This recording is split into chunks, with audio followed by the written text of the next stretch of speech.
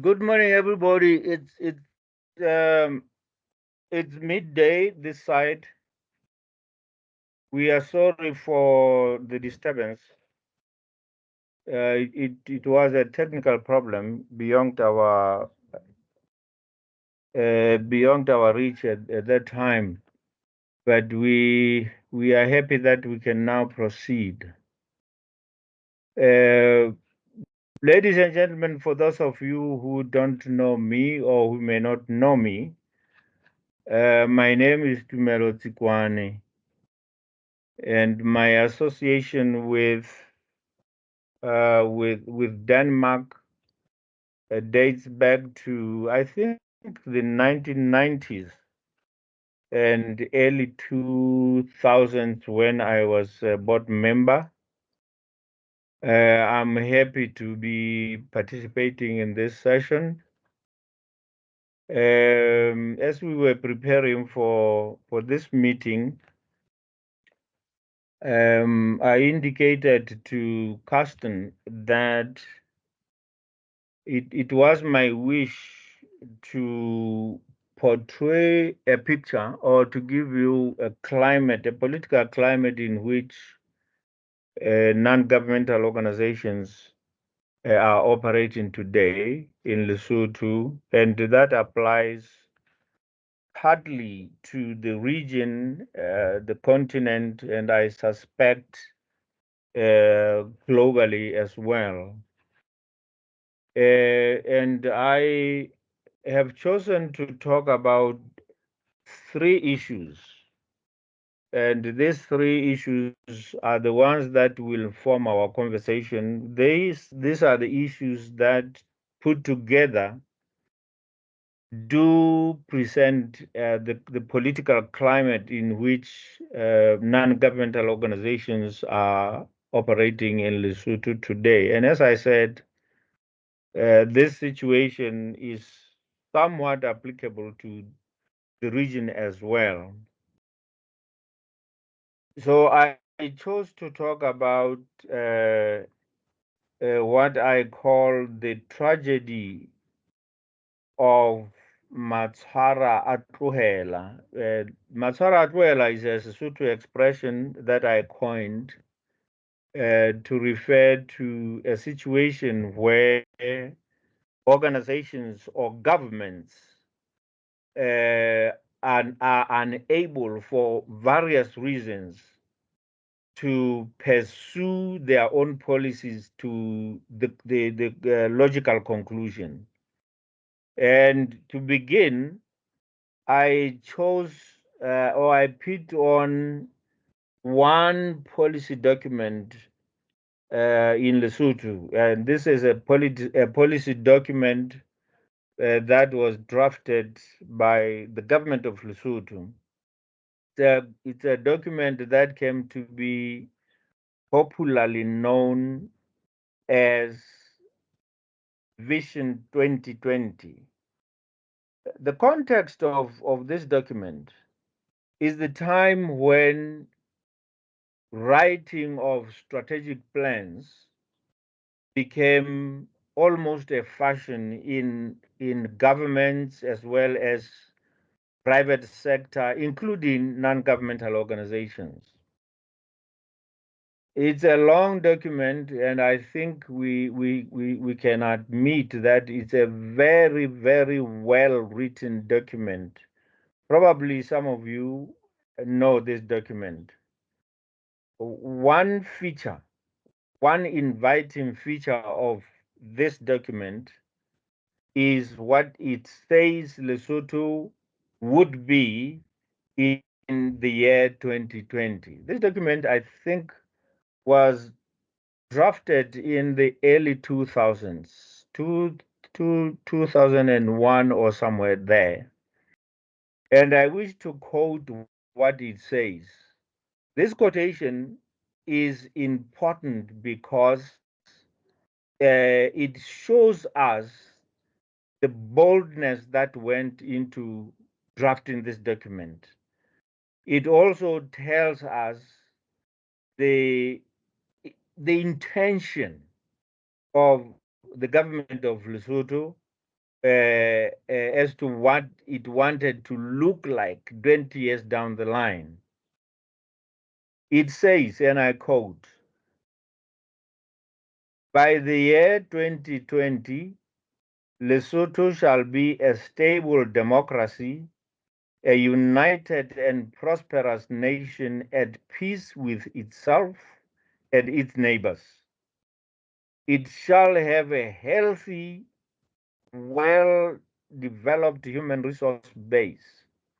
Its economy will be strong, its environment well managed, and its technology well established. Yeah, I'm laughing because we were late to start this meeting because we were actually stuck in technology, or we were betrayed by technology. And when one reads that technology would be well established, it becomes very interesting. So this was the vision. We can therefore say this document was a visionary outlook of the government of Lesotho. And we can also similarly assume that in this kind of an environment, the non-governmental organizations would be very different from what they are today, still struggling to make ends meet. We know, of course, that today, more than 20 years down the line, the country is not anywhere close to this envisioned or projected future of the 1990s. We don't have to go into details. The rest is history, as they say. People argue, of course, that there are reasons why this vision has not been realized. And of course, there are several reasons, or as they argue, they raise various or several reasons.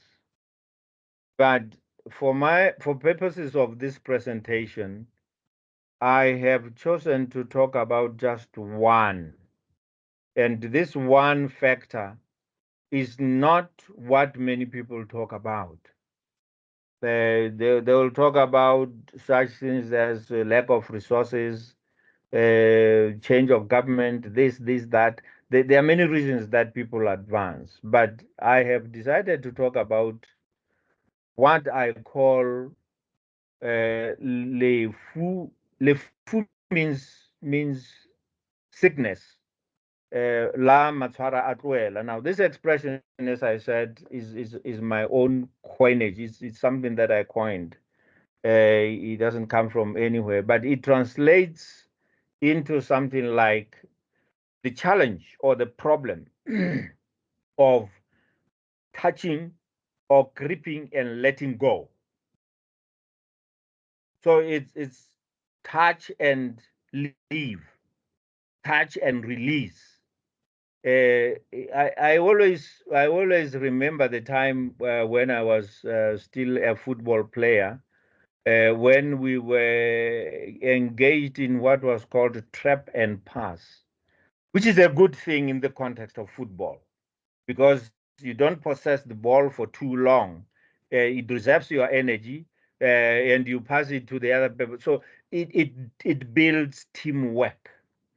But that does not necessarily apply in the context of what we are talking about today. This challenge actually means that governments, organizations, or other things fail to stay firm on what they have crafted for themselves. They fail to be consistent, they fail to be persistent. The result is that they end up doing too many things in a short space of time. Lack of consistency, lack of resolve to pursue the idea to its logical conclusion.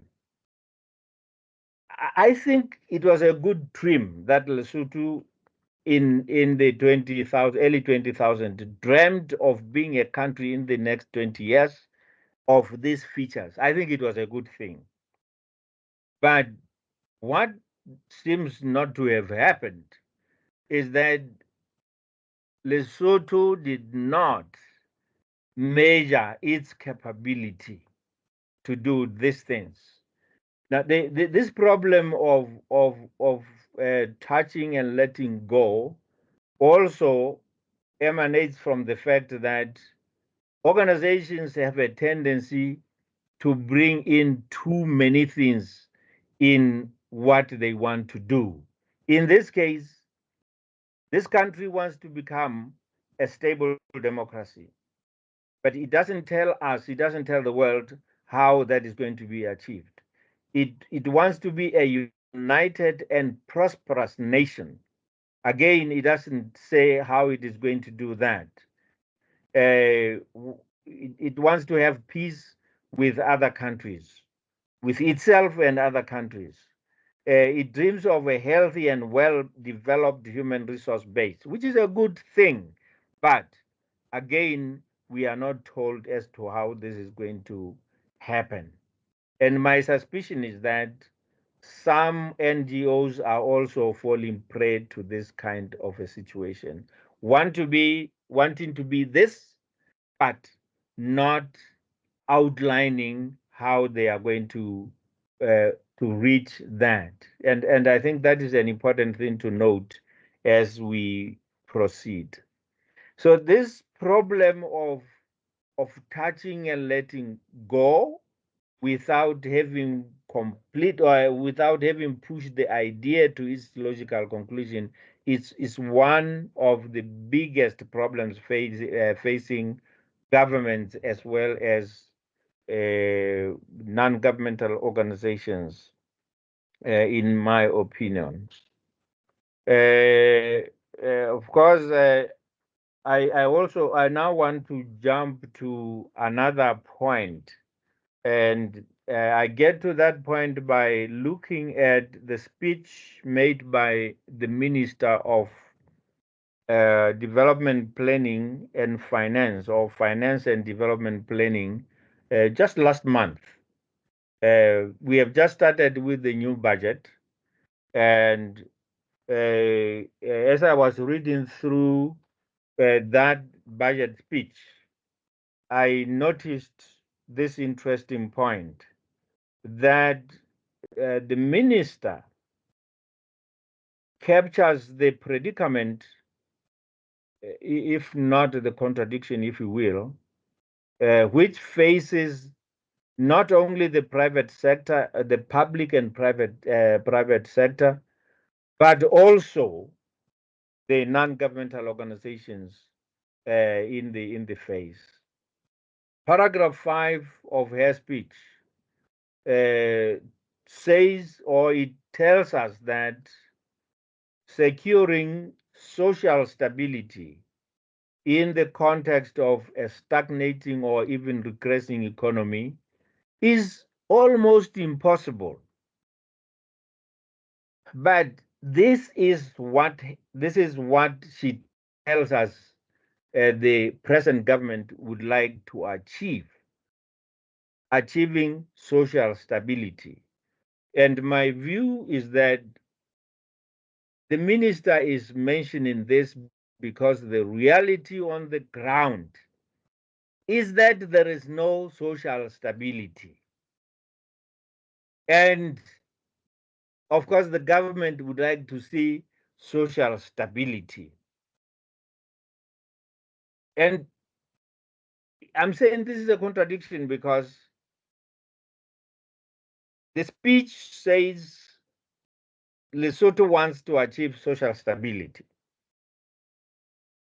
But at the same time, we are made aware that the economy is regressing or has been showing a downward trend for some time. And in my view, because our concern is about civil society organizations, My view is that civil society organizations cannot be successful if they operate amidst the incidents of unstable democracy. Ladies and gentlemen, it is a fact that nobody can deny that in Lesotho today there is a lot of social instability. There is a lot of political instability. There is a lot of instability of almost everything. And in my view, this requires a united front. It requires that people in their different formations, whether it be the government, or whether it be political party, or whether it be civil society organizations, need to unite to be able to achieve social stability. Uh, Maybe at this point I should also mention an issue that does not necessarily form part of my presentation, namely that in this year, 2024, Lesotho has decided to celebrate 200 years of the formation of the Basotho nation. This is a commendable idea, but what remains to be seen is how exactly we are going to do this. What remains to be seen is whether this idea of celebrating 200 years of the nation's existence can be used to foster unity, whether it can be used to expel, so to say, the social instability that has been facing this country for a number of years now. The idea is good, but because it's just in the beginning, it's just beginning to form. We hope that it can be used, or that all of us can put together our heads and shoulders to be able to drive that process to assist the nation to get out of the stagnation that it has been facing for some time. As I said, this was not necessarily part of my presentation, but I thought it was an important point to bring into the presentation, particularly for organizations like DLN, organizations that are trying to envision themselves in the next 5 years or so, and how in their arrangements they can also assist or think of assisting the organizations in Lesotho to be able to assist or to be able to work towards this goal. The third point that I want to raise, which should be taken into consideration, and which is a concern for many of us, including the government itself, is the issue of corruption. This issue is showing itself in different forms. It is presenting itself from the small incidents of the police accepting accepting 20 maloti for drink, to big monies disappearing in organizations as well as in government. It's a big problem. Corruption has become a scourge for this country now. And it is not because Lesotho does not have an institution dedicated to prevent this problem. No, the Directorate on Corruption and Economic Offenses, or DCEO for short, has been in existence since 1999, which means it even predates the the document that we referred to at the beginning. So this institution is there. Now the question is, why is it not effective? Why is it not working? Or if it is working, why is it working in the manner that is doing? The answer to this question is very difficult, but I think one of the factors here is that this institution has systematically been deprived of the necessary resources over the years. And in the end, it has been deliberately and systematically reduced to a toothless dog. This is a statement that we hear almost all the time whenever individuals, particularly those in high places, are suspected of having done wrong. And a related challenge is that, like many other institutions, DCEO has been politicized. Of course, it has not been as overly politicized as some institutions, including the police. But politicization of institutions in this country, and of course, a number of countries in Africa, has become a problem. Now, combined with the issue of poverty, which is escalating, it's very difficult to avoid politicization of institutions like this.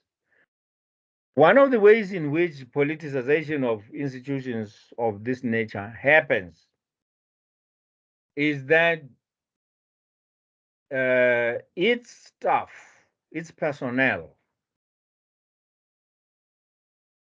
is chosen by politicians.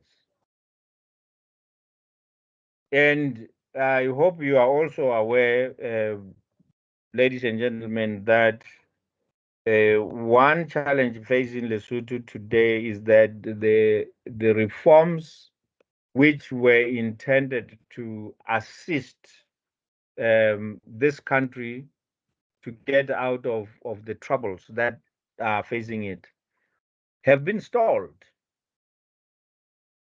They have been stalled. It had been hoped that by now the country would have undergone very profound reforms, but that process has stalled.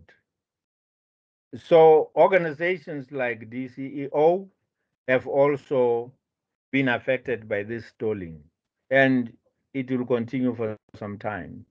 Sometimes, as a person, I harbor a feeling that this country needs a revolution. You know, a revolution that we used to see in the good old days.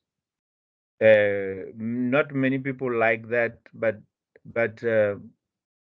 I personally think that for this country to be able to go out of the challenges that are facing it, some kind of a revolution is necessary. And I'm not talking here about a revolution that we hear about, or that comes out of the name of the ruling party now.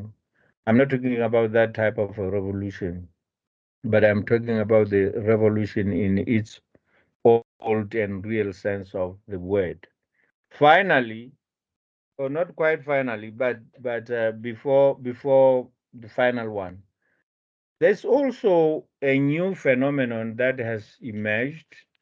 New in the sense that it has now been so evident that it has become to worry everybody. This is the problem of self-interest versus national interest. We see this particularly in critical places like the parliament.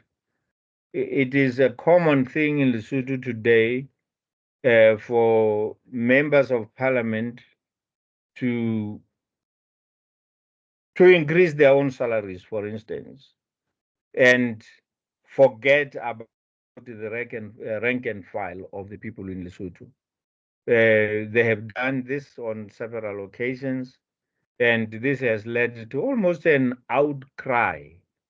I have never seen anything like what we have seen in the past few years, when the feeling that parliamentarians are doing things, are taking benefits themselves at the expense of the public at any or than any other time before. So this has become so evident or so pervasive that even the head of state has raised concern about it. So this just goes to show that how badly things are going sometimes. Government or the parliament is not expected to be doing what it is, but they are doing it.